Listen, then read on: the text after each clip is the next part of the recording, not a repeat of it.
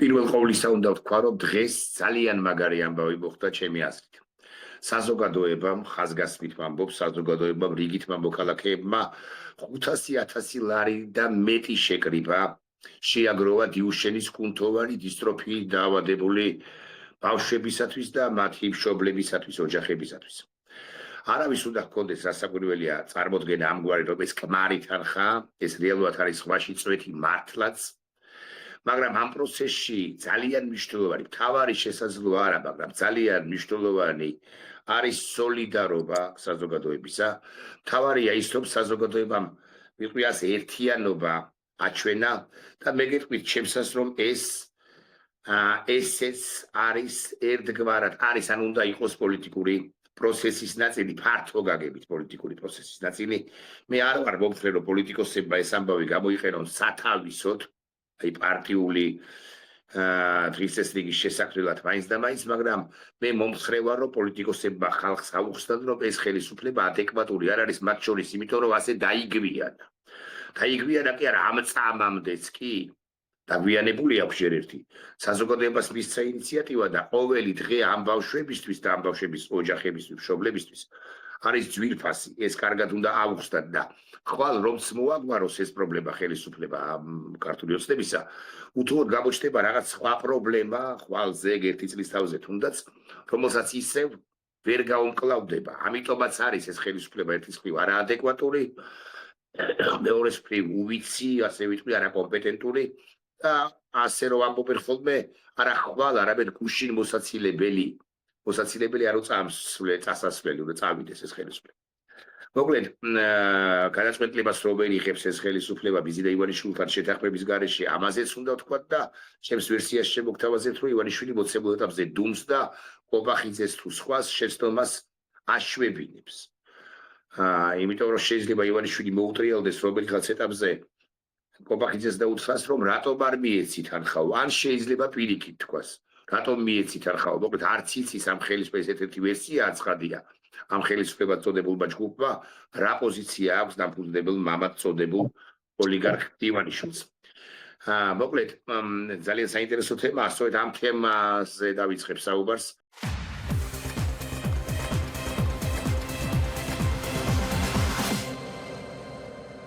გადაცემის პარტნიორია კოკა-კოლა.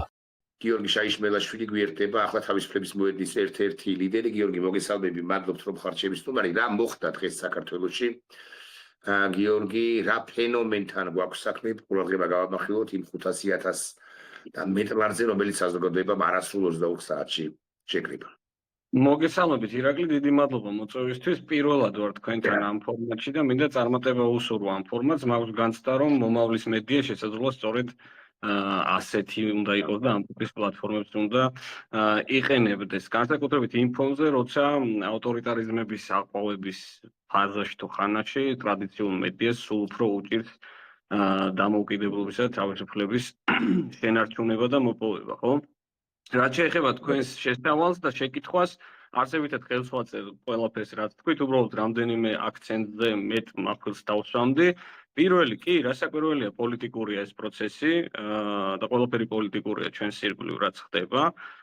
დავამატებდი თქვენს ნათქვამს, ხო, რასაკვირველია ამ შემთხვევაში პარტიული პოლიტიკა არ იგულისხმება, ის რაც საზოგადოების ერთმა მცირე ჯგუფმა. ამ შემთხვევაში ილიას უნივერსიტეტის სტუდენტებმა შეძლეს და შეძლეს ეს რა ფონზე, ხო, ესენი არიან ახალგაზრდები, რომლებიც თუ ვინმე უნდა დაღლილიყო, ამასობაში უნდა დაღლილიყვნენ ეს ხალხიც, იმის გამო რომ ესენი არიან დაპატიმრებულიც ადმინისტრაციული სახდელებით, ესენი არიან რეპრესირებული ფინანსური სხვადასხვა ტიპის სანქციებით, ეს ხალხი არის მათ შორის ადამიანები, რომელსაც უნივერსიტეტს პრაქტიკულად მილევად რეჟიმშია და უხურავენ. მაგრამ ამის მიუხედავად და იმ საყოველთაო ნიჰილიზმის ფონზე შეძლეს, რომ აი ამ ტიპის დიდ საჯარო სიკეთეში ასეთი ლოკომოტივის როლი შეასრულეს. ხო, ადამიანმა შეიძლება დიდხანს იცხოვრო, შეიძლება პატიოსანი ცხოვრებითაც იცხოვრო, მაგრამ ასეთი დიდი საჯარო სიკეთე ვერ შექმნა ვერასდროს და მე ამ ბიჭებს და გოგოებს, რომელსაც ნაწილს პირადადაც ვიცნობ, მადლობა მინდა უთხრა. რაც შეეხება სოციოლოგიურ მხარეს თუ პოლიტიკურ მხარეს, ამ ყველაფრის სწორედ ეგ არის, რომ ნიჰილიზმი ვახსენე მე და რა არის საბოლოო ჯამში ამ ავტორიტარიზმის ამოცანა ყველა ქვეყანაში და ბევრი სახელმძღვანელოა ამის შესახებ დაწერილი, ბევრი კარგი წიგნი, მათ შორის ქართულადაც არის ნათარგმნი, თქვენც იცით. რას ამბობენ ავტორიტარები? ავტორიტარები გვეუბნებიან, რომ აზრი არ აქვს არაფერს. ის კი არა რომ მე ვარ მაგარი ტიპი. აზრი არ აქვს არაფერს. კორუფცია ეს ნორმაა, პატარა კაცობა თუ პატარა ადამიანობა ნორმაა, ირგვლივ გმირები არ არსებობენ, ამიტომაც გვეჩხუბებიან უახდენთ ადამიანების ჰეროიზაციას. ავტორიტარებს ბოდიში კი არ გაწყვეტილებ, მაგრამ ავტორიტარებს ბოდიში უნდა მოუხადო, როგორც ითხოვს სეფაქტო ხელისუფლება პატიმრებისაგან თავი უნდა დახარო და მხოლოდ ამ შემთხვევაში თუ იქნება ის მოწყალე და ყველა ეს ინგრედიენტი ქმნის ამ ავტორიტარიზმის ქართულ მოდელს ან ზოგადად მოდელს. სოლიდარობა და ემპათია არ უნდა არსებობდეს, ნულოვანი თანაგრძნობა უნდა არსებობდეს საზოგადოებაში და ამ ფონზე ამ ნიჰილიზმისა და ატომიზაციის საზოგადოების ატომიზაციის ფონზე ცვლილება აღარ გინდება რა. თუ მაინც ყველაფერი მოსულა, უკაცრავად ჟარგონისთვის, მაშინ პრინციპში რა მნიშვნელობა აქვს ოცნება მართავს ხელისუფლებას თუ ვინმე სხვა. აი ეს არის, რასაც ცდილობს რომ შეგვაგულოს ეს ხელისუფლება, ამას მათ შორის ქმნის იმ მედია ეფექტების გამოყენებით, რომ ასე ფიქრობს, ესე იგი სოციალურ სივრცეებში, ხო, სოციალურ ქსელებშიც, რასაც ვაკვირდებით. ეს ტროლები რატო ქმნიან ამ განცდას, რომ თითქოს ბევრი არიან, ეგ არის ამოცანა, რომ უმრავლესობა ასე ფიქრობს. და თუ უმრავლესობა ასე ფიქრობს, მაშინ უმცირესობას იზრადარჩენი ან დატოვოს ქვეყანა, ან არ იმოქმედოს.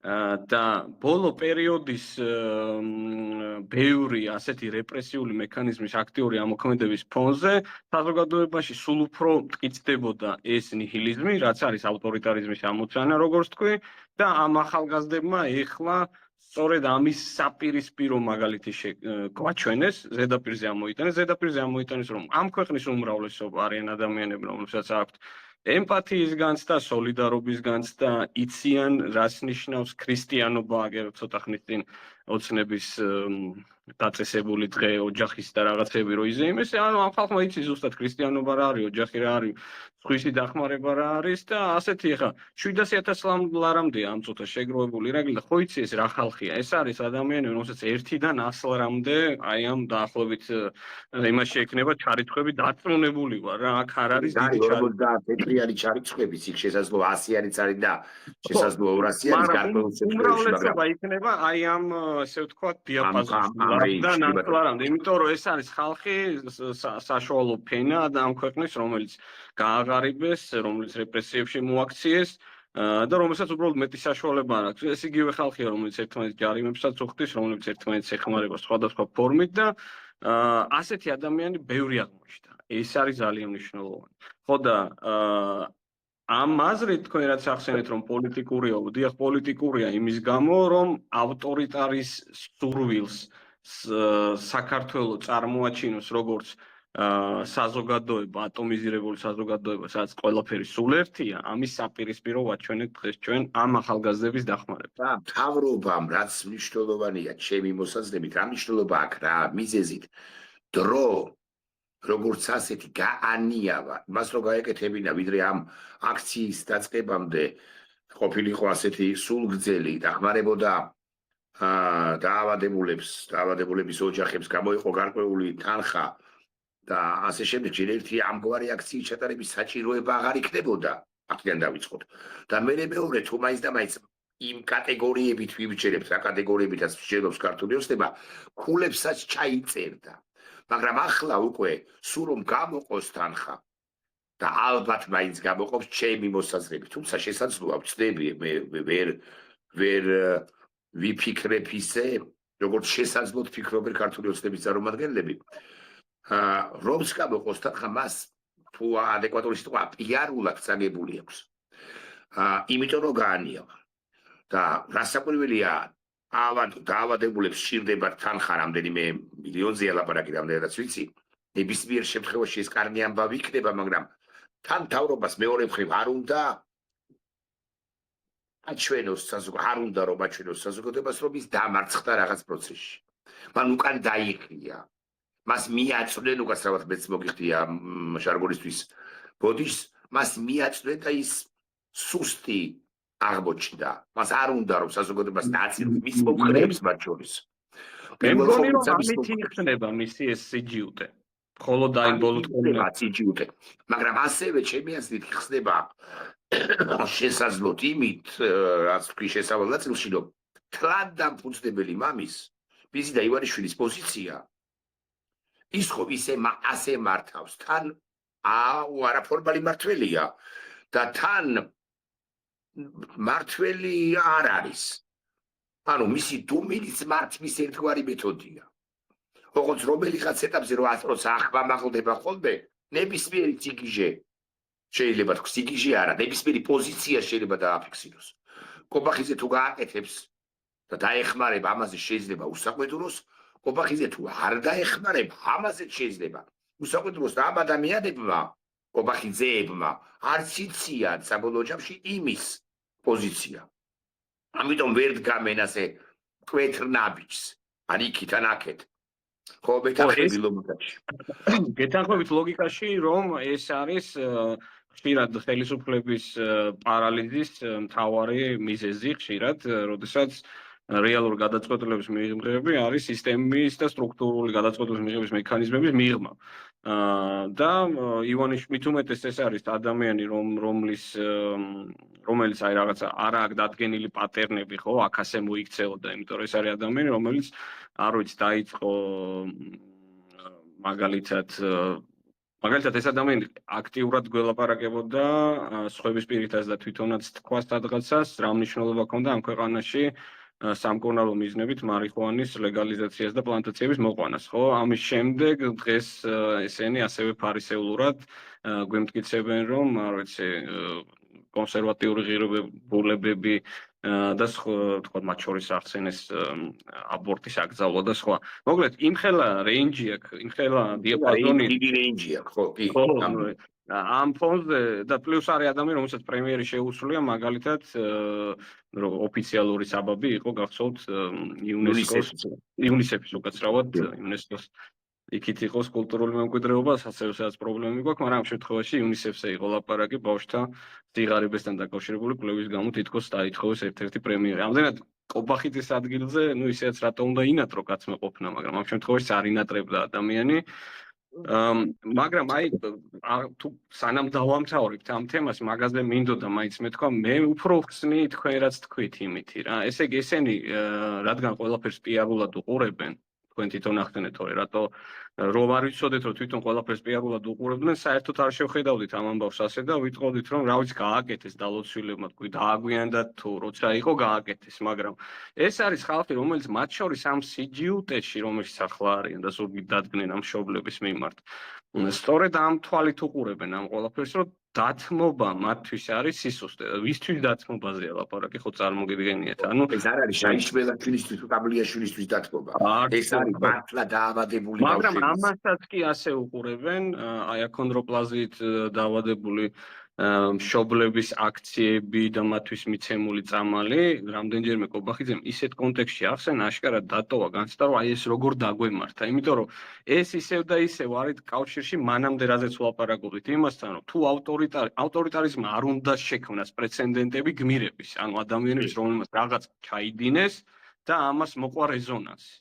იმიტომ არიან საბოლოო ჯამში ქართველი მეომრები, ანუ ეს რო გვიკვირს ხოლმე რომ რატო ლაპარაკობენ ქართველ მეომარზე უკრაინაში ასე, რატო ლაპარაკობენ ანწუხელიძეზე ასე. საბოლოო ჯამში ეს არის ძალა, რომლისთვისაც გმირები უბრალოდ ხატრულ ტექსტებში კი უნდა გაქნენ რა, ეგეთი ხალხია.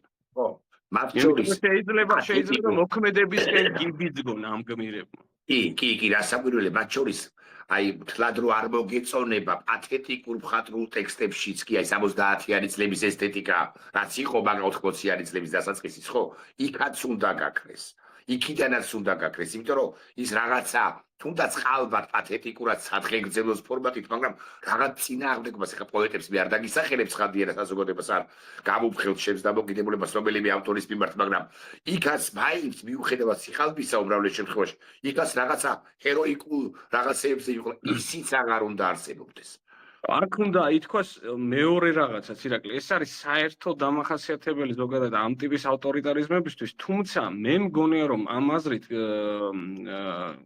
ქართული ოცნების არსებულ შემადგენლობაში განსაკუთრებით გამორჩეული ტიპაჟია და ფიგურაა ირაკლი კობახიძე. ანუ იმიტომ რომ ნებისმიერ ავტორიტარის იმავდროულად სჭირდება ლიდერი. აი ჩვენ ვთქვით რომ ჩვენი შემთხვევაში ლიდერი სისტემის მიღმა, პრინციპში არსად არ არსებობს ეს სისტემა, სადაც ლიდერი თვითონ არ არის შემოქმედი რაღაცა ტიპის ლეგიტიმაციისა რა, ხალხისგან არ იღებს რაღაც იმპულსებს. აი ორბანია ის ესეთი ფიგურა იყო, ხო და ჩვენ ყავს ერთადერთ ადამიანთან ანგარიშვალდებული გენერალური დირექტორი, ამ შემთხვევაში კობახიძე.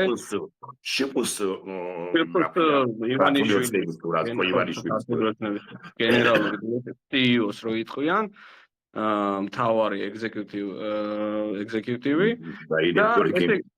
ხო და ეს ადამიანი პლუს გამოირჩევა რაღაცნაირი თან ერთი მხრივ ესე იგი მას უწევს იმ ორგანიზაციის მართვა რომელიც ცდილობს რომ რაღაცა კონსერვატიულ ღირებულებებზე გველაპარაკოს და მეორე მხრივ არის საშინლად არა აუთენტური ამ ყველაფრისთვის რა ეს არის აი უსისხლო ტექნოკრატს გერმანულ რომანებში რო დაწერდნენ რაღაცა ტექნოკრატის რობოტიზებულ სახეს ეგეთი ადამიანია პრინციპში და ბოლოს ან ერთადერთი შესაძლო ამაზრით ლიდერობის როლი ვისაც შეესრულებინა ივანიშვილის ირგვლივ მე მგონი ეგ იყო ღარიბაშვილი ანუ ღარიბაშვილზე წარმოგიდგენია ჩვენ რა აზრის ვართ მე და თქვენ მაგრამ მგონია რომ ბევრად უფრო გასაგები იქნებოდა ღარიბაშვილი ასე რომ ჩემი მეგობარი ღარიბაშვილი არის ოტო ფონ ბისმარკი კობახიძესთან შედარებით. ეხლა ღარიბაშვილის ოტო ფონ ბისმარკო არ გაიშვას სადმე, მაგრამ კობახიძესთან შედარებით მიმართებით ბარემ რაღაცა ამ თემას შეეხე გიორგი. ღარიბაშვილზე არ აცხადია. ჩვენ სულ მუდმივად, მათ შორის მეც, საუბრობთ იმაზე, რომ აი პოლიტიკური დაკოლა მოხდება დღევანდელი პრემიერისა, იმიტომ რომ მან ერთი, მეორე, მესამე, მეოთხე, რა ვიცი, რა საქმეებში არ ფილ სიტყვას არ მიხმარ, მოკლედ რა საქმეებში არ უღალატა დააღალატა თლად დამფუძნებელი მამა ბიზინა ივანიშვილი. ბევრ რამეში ავნო.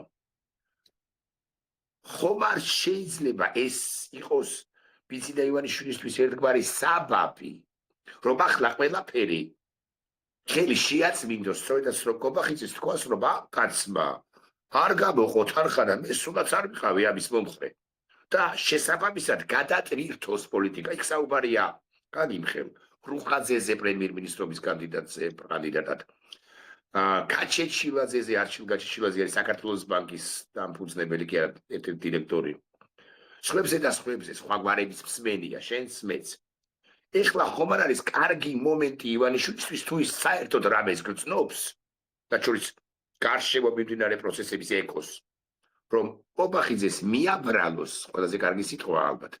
ყველაფერი თვითონ პილატესავით ხელდაბანილი გამოვიდეს ამ პროცესიდან და გადაიტვირთოს პოლიტიკა ნაწილობრივ მაინც. იმ ახალმა პრემიერმა თქვას, რომ პრეზიდენტ ოღაველაშვილო გთხოვთ გაანთავისუფლეთ რა 38 პოლიტმატიმარი თუ სინდისპატიმარი. შევცვალოთ რა რაღაც კანონები პარლამენტის თავმჯდომარედ წოდებულ პაპუაშვილს მიმართოს. დავარბილოთ რაღაცა და ამას თუ ვერ გზნობს ივანიშვილი ბოდიშვილი ჯარგონისთვის კიდე ერთხელ ანუ მეორედ დაგრევია კიდევ ერთხელ და ეგ არის. იმიტომ რომ ის არის რეალური მართველი. დიახ.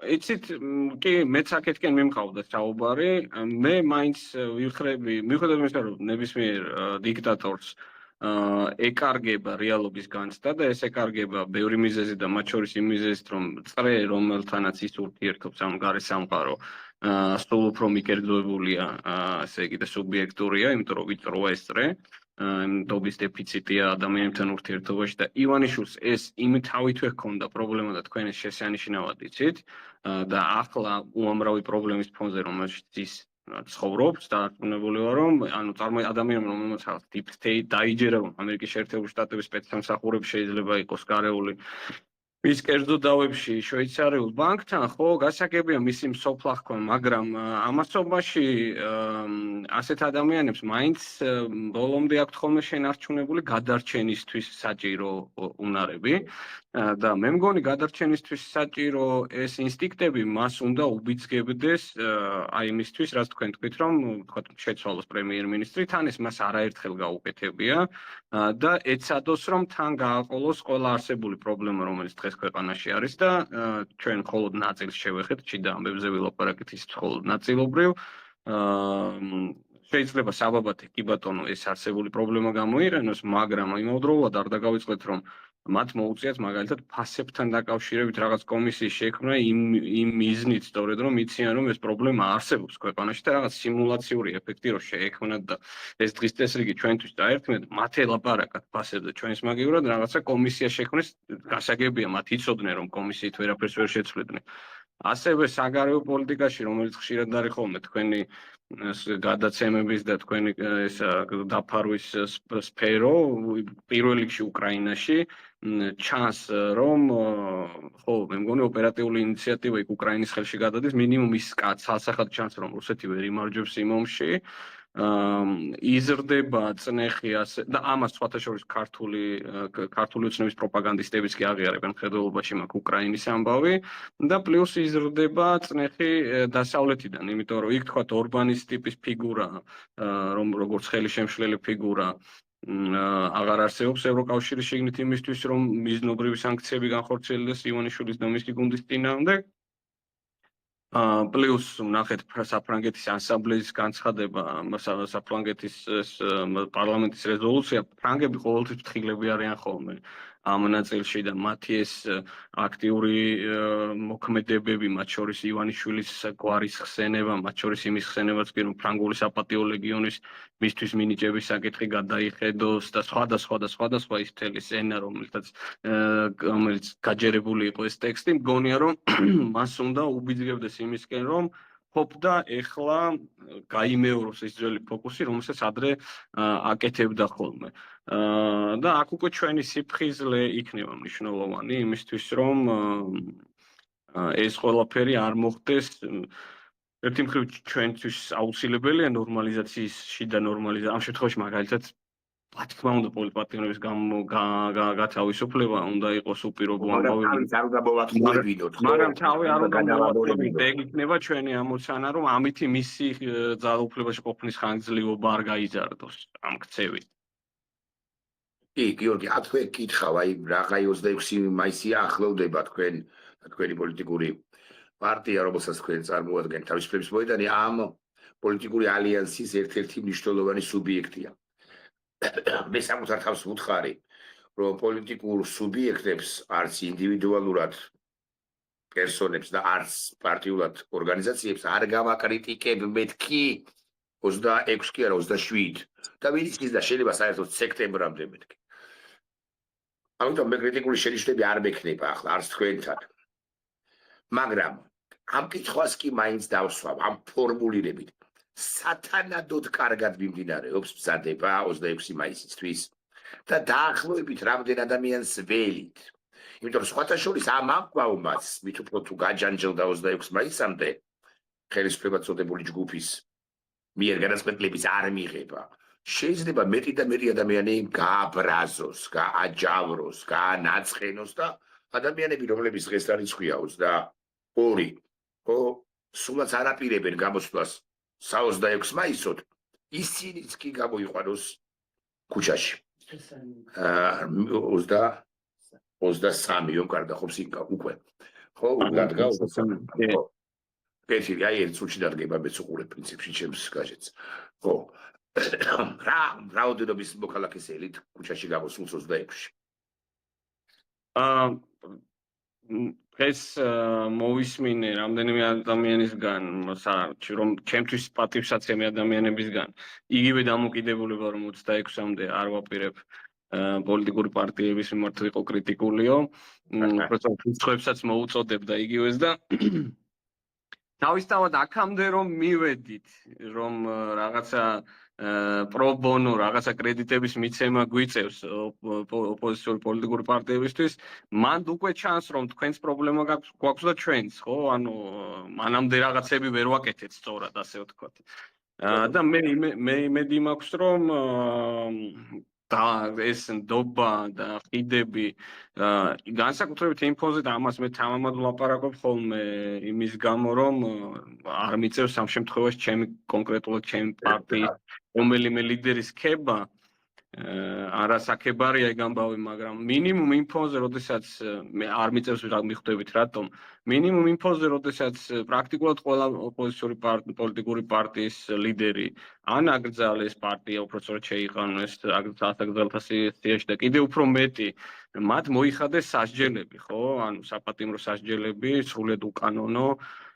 არ მოსცილებიან რუსთაველს, მგონია რომ კი, რასაკვირველია იმ მოქალაქეებს, რომლებიც დღემდე რუსთაველის ფეთქვაში მთავარ როლს ასრულებენ რა, მათ რაღაცნაირად ემოციურადაც და მოქალაქეობრივი ვალის მოხდის თვალსაზრისით და რაღაცა განსაკუთრებული ხმა შეიძინა ამ ხალხმა ამ თავისი ბრძოლის გამო, მაგრამ ამასობაში შეიძლება ითქვას, რომ ეს პოლიტიკოსებიც არ გამდგარან განზე. დაახლოებით იგივე გზა გამოიარეს და კრიტიკული შენიშვნები, გიორგი, მე ჩემი კრიტიკული შენიშვნები, რომლებიც შეიძლება არასოდეს არ გაგიზიაროთ არც თქვენ და არც ფართო აუდიტორიას და გულში ჩავიტოვო, ასე ვთქვათ.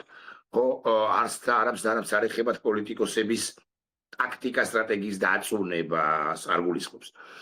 მე საზოგადოებასაც ავუხსნი, ბოდიშ ვიხდი აი 2 წუთიანი, წუთნახევრიანი მონოლოგისთვის. ამ ადამიანებმა გიორგის თქმის არ იყოს ბევრმა ყოველ შემთხვევაში გაიარა ამდენიმემ, გაიარა მათ შორის საპატიმრო. თან არ უნდა დაგვავიწყდეს, რომ ბიზნა ივანიშვილისა და ქართული რუსული ოცნების სახით ჩვენ ეს პარტია კი არ გვებრძვის ან ოლიგარქი მხოლოდ.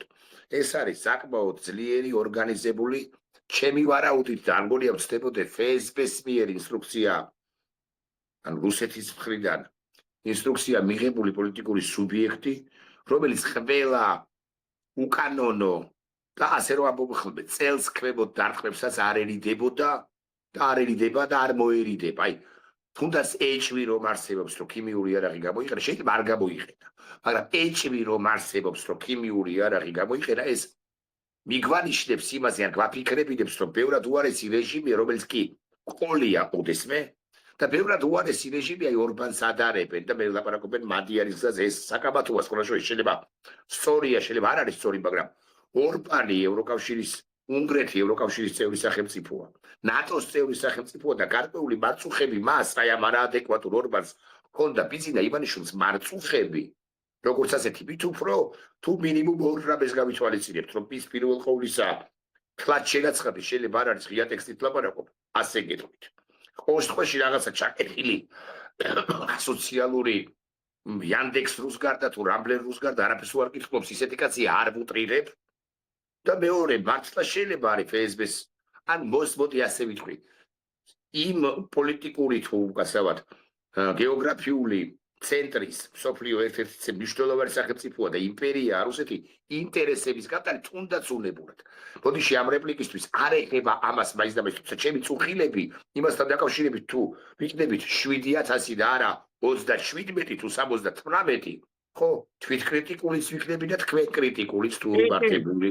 ესე იგი, როცა ვლაპარაკობდი ამ მომენტზე, უფრო ვცდილობდი არა მაინდამაინც თქვენთვის, არამედ იმ განცდებისთვის მეპასუხა, რომელიც საზოგადოების ნაწილში არსებობდა ოპოზიციური პარტიების მიმართ და მგონია, რომ მას შემდეგ განსაკუთრებით რაც აი ეს კათარზისის გზა გაიარეს ამ ოპოზიციური პარტიის ლიდერებმა, მათ შორის ესეთი რეპრესიების ფონზე რა, მგონია რომ ეს ნდობა დაბრუნდა. ეხლა ამ ნდობის გარდა იყო მნიშვნელოვანი ერთი საერთო მოთხოვნა, რასაც ყველა გვიმეორებდა, ხო? იქ იყო რა თქმა უნდა განსხვავებული მოსაზრებებიც, მაგრამ ეს იყო რაღაც ტიპის კოორდინაციაში შესვლა ერთმანეთთან, ხო? და იცი რა არის, როცა რაღაცა კეთდება, მერე როცა უკვე გამოსულია და ფაქტია და მით უმეტეს ამას დიდი ხანია ითხოვდა ელოდები ოპოზიციური პარტიებისგან, რა ბარიერების გადალახვა მოხდა იმ მომენტში, როცა ეს ალიანსი იქმნებოდა, მაგას აღარ დაუდევს მოქალაქე და პრინციპში ალბათ სწორადაც არ აქცევს ყურადღებას, მაგრამ მგონია რომ არ იყო პატარა ამბავი იმ მთელი რიგი პერსონალური წყენების ფონზე, რაც ამ პოლიტიკოსებს წარსულში ერთმანეთის მიმართ ჰქონდათ ამ ტიპის ალიანსის ჩამოყალიბებას. ამის გამო ამ საერთო მოთხოვნის და ამ ყველაფრის ფონზე ვართ, მათ შორის მოედანიც იქ თავისუფლების მოედანი არა, იმიტომ რომ იყო ეს სურვილი. ეხლა ჩვენ რო ეხლა 26 რო ხვდებოდეთ, ბოდიშ და ამას დავასრულებ და მე არ დაგავიწყებ თქო, დაგსაქსული ოპოზიციური პარტიების ფონზე, კიდევ უფრო მეტად დაგსაქსული, მე ესე ვიტყოდი, კიდევ უფრო მეიქნებოდა ვითარება. კი, ბევრად უო, თუმცა სწორედ იმის გამო, რომ დანარჩენი 8 პოლიტიკური სუბიექტიდან 7 ეროვნულ დემოკრატიებსაც არ გავანაცებ თქვენის ნებართვა, არ გავა კოლექტიურად დაცებ. 7 პოლიტიკური სუბიექტი რაღა თავის დროზე აფერირებული იყო, ან წევრი იყო, ან ინდივიდები წევრები იყვნენ ნაციონალური მოძრაობისა, ამას საყვედურობენ სწორედ თქვენ, თავისუფლების მოედანს, გიორგი შაიშვილის საოცარი ამბავია ეს, მე თუ გითხავ, რომ თქვენ ან ლევანს თქვენს ლიდერს საყვედურობენ ნაციონალურ მოძრაობასთან თანამშრომლობას, მაგრამ ეს არ უშავს თავის დროზე ეკაბესელიასაც კი დაძდეს, ამაში ბრალი და გახარიას დაძდეს, მე მგონი გახარია იყო ნაციონალური მოძრაობის deep state-ის წევრი. და მაგრამ მნიშვნელოვანი აქ სხვა ინგრედიენტია, თქვენ არ იყავით ასაკრძალ პარტიათა სიაში და აღმოჩნდა რომ იქაც მოხდით. მე არ გკითხავთ იმას, უნდა მივიღოთ თუ არა, მიიღონ თუ არა პოლიტიკურმა პარტიებმა მონაწილეობა არჩევნებში 26-ში გაიმართება 27-ში ალბათ ვეღარ უკვე თუ 28-ში, მაგრამ მე გკითხავთ ასე. იან არას დონეზე მიპასუხეთ. 26 მაისის შემდეგ რა უნდა გააკეთოს ამ ალიანსმა? მონახაზები გააქვთ. არ ვიცით ჩვენ საზოგადოებამ. რაღაცა იდეები არსებობს. თუნდებათ, ამიტომ დატოვეთ კიან არას დონეს. კი, ირაკლი გვაქვს ეს მონახაზები, არ ინერვიროთ. ან არა გვაქვს. და გამოჩნდება 26-ში რამდენი ხალხი მოვა იქიდან გამომდინარე. აი, ამაზე იპასუხეთ. ხო, მოკლედ კონტექსტურია და კონტინჯენსი რაღაც ტიპის მოულოდნელობებზე, საგანგებო ამბებზე არის ხოლმე ხშირად გეგმები მიმული, რამდენიმე სხვადასხვა ტიპის ხედვა არის დამუშავებული, როგორ ვაგრძელებთ ცხოვრებას ალიანსში. არ დაგავიწყეთ რომ 26 მოვიდა ალიანსში, თითქოს დიდი დროა, მაგრამ 26 საორგანიზაციო საქმეები ალიანსმა დაიწყო თან იმ ფონზე, როდესაც იმ ძველ ტრამვებს რაღაცა რაც ერთმანეთის მიმართ. თქვენ კი ამბობთ რომ ერთი ნაციონალური, ანუ ყველა ნაციონალური მოძრაობის განაკლებია. კი, ეგ რაღაცა ისტორიულად ეგრეა, ნამდვილად ეგრეა, მაგრამ მეორე მხრივ ამ ხალხს სწორედ იმის გამო რომ ერთად იყვნენ იმ პარტიაში, გაცილებით დიდი წენები აქვთ ერთმანეთთან, ვიდრე სხვა მარათონში ჩვენ რომელიმე მათგანთან რა და ამიტომ პირველი მაინც ძირითადად აი კონულსიები რაღაცა იმისი რა ქვია ალიანსის შიგნით დაკავშირებული იყო აი ამ იმის გადახარშვასთან რომ წესებზე მართლა შევთანხმდეთ და მართლა არ ვაგინოთ ერთმანეთს რა და აი ბოლომდე მადლობა ღმერთს რომ ეხა იხვეწება რაღაცეები ამ ხრივ გესმით და თან პლუს 26 უნდა მოგვემზადებინა ეს 26 ისეთი სასტარტოპი ანუ თვითონ საერთოდ წინააღმდეგობა ქვეყანის სამწუხარო დაბალი ნიშნულიდან იწყებს გაცოცხლებას და აქაც რა თქმა უნდა ეხა იყო სურვილები მაგრამ ეს სურვილები ყოველთვის იოლად არ იქცევა ხოლმე რეალობად აი მაგალითად არ მინდა ეხა მე ავიღო ჩემ თავზე და ბევრი თქვა რამე განსაკუთრებით რაღაც დახურული შეხვედრებიდან გამომდინარე, მაგრამ იყო მცდელობა, მართლა იყო რომ თქვათ, აი დღეს ბრაზმდებენ რომ ალიანსი ცდილობს რომ ეს რაღაცა პარტიების და კონკრეტულად ალიანსის დღე დაქციოს 26 მაისი.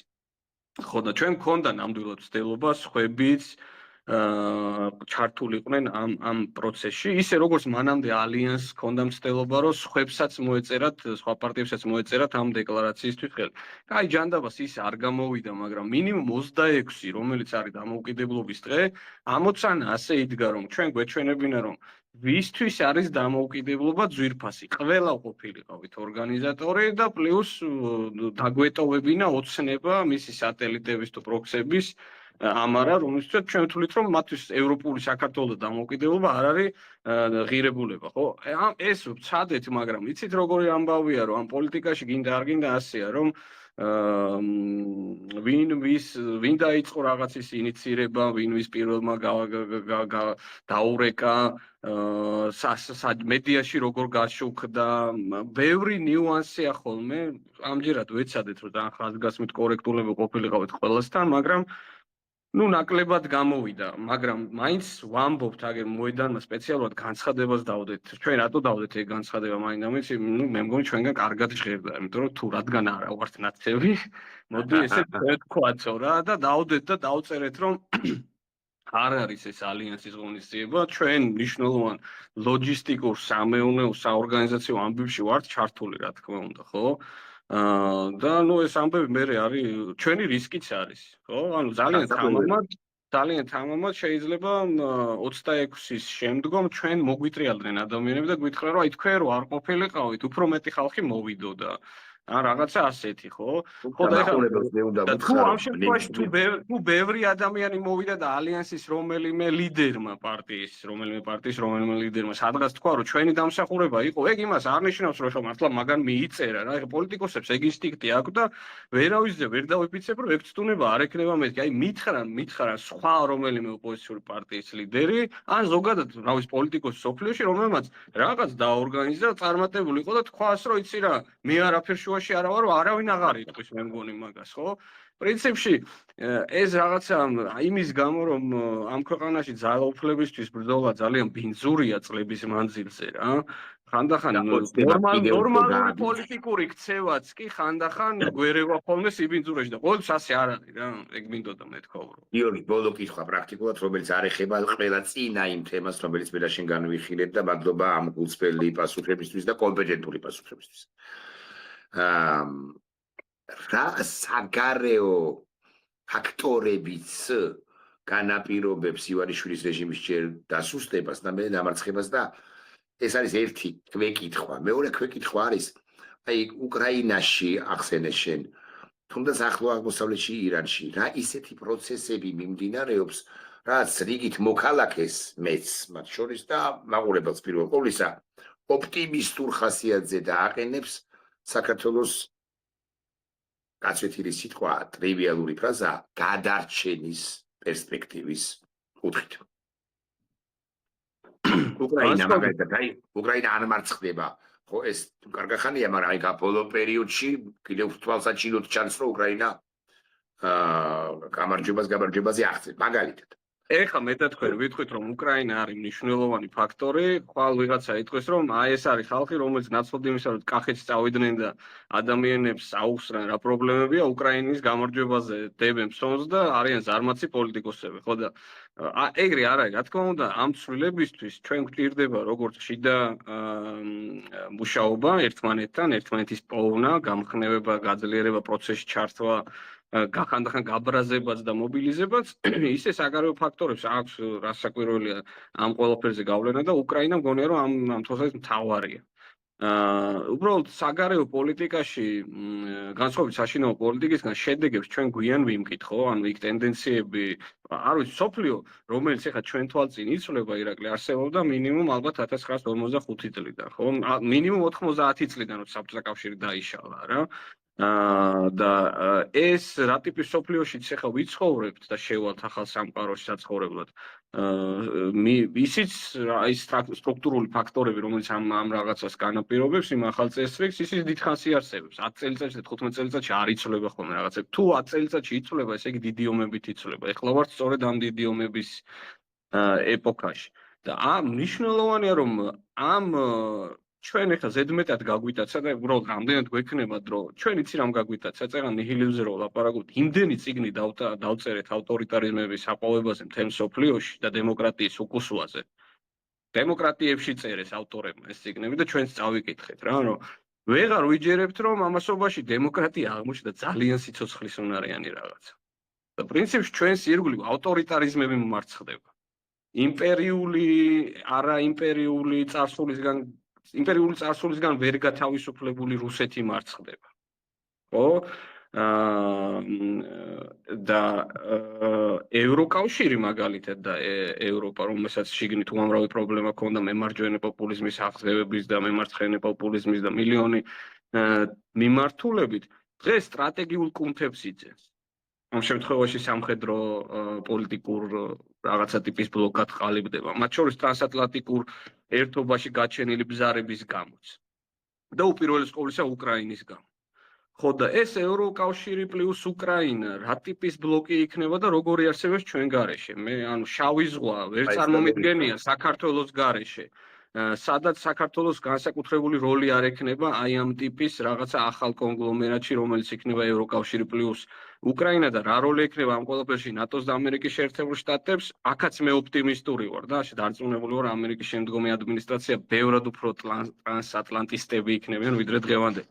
მაგრამ ეს ასეც რომ არ მოხდეს, უკრაინა და ევროკავშირი იქნებიან მნიშვნელოვანი სტრატეგიული მოთამაშეები. უბრალოდ მან ჩვენი პრობლემა არის ის, რომ კი როცა ვამბობთ რაღაცა შედეგები ძნელად დგება, მათ შორის გაჩვენებული შანსების უკან დაბრუნებაც ძალიან რთული იქნება ჩვენი მხრიდან. ამიტომ თუ დღესვე არ ჩავეწერეთ ამ რაღაცა დიდი ცვლილებების თანამონაწილე, მე გართულდება. ამ დისტანციის დაფარვა მოგვიწევს გაცილებით სწრაფად. და შეიძლება უბრალოდ ვერც დავეციოთ იმ პროცესებს ეგრა მაგის პასუხი. მე სიამოვნებით გაგესაუბრებოდი შენ ახლა კავკასიის რეგიონზე 7-ში სომხეთში არჩევნებია.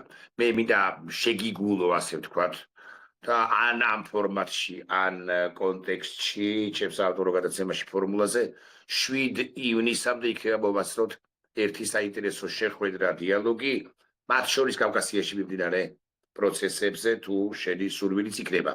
დღევანდელი ეთერისთვის კი ძალიან დიდ მადლობას გიხდი. გიორგი შაიშმელაშვილი იყო ჩემი სტუმარი. გამარჯვება ალიანსს კი არა, ალიანსსაც კი ბატონო, მაგრამ ქვეყანას რასაკვირველია, იმიტომ რომ ამ ქვეყნის სამსახურში ვარ, ცოტა პათეტიკურად გავამივიდა, მაგრამ რას ვიზავთ. მადლობა გიორგი. მადლობა თქვენ.